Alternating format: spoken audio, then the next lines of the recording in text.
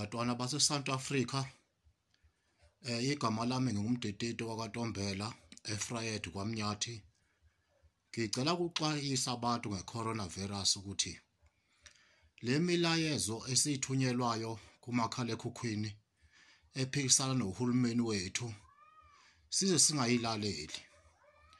Le message ethi uma kufika abantu bethunyelwe uhulumeni wongameli wezwe ethi asizogoma sigomela iCoronavirus, singavumi ngoba uphungula abantu eSouth Africa.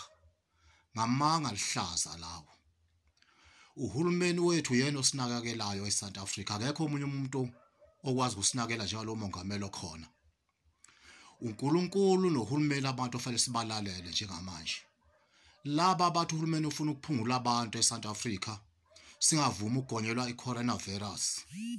Size singabalaleli, asambe sibambisana nohulumeni wethu senze akushoyo, ngoba lapho khona uNkulunkulu noSathane ukhona.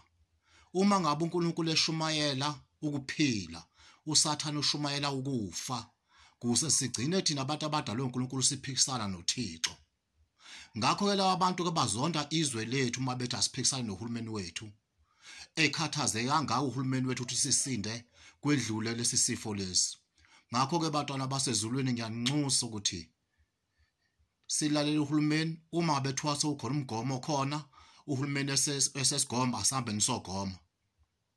Singalaleli abantu abathi asingakuyogoma. Kodwa ufuna ukufa, akahambe eyoyihenga yena, akayibulale yena, akangadukisi izwe lase South Africa. Lo khuluma wemina umdidito kaNtombela eFrayed kwaMnyathi. Ngicela le video nindluse nakwabanye. Ngiyabonga.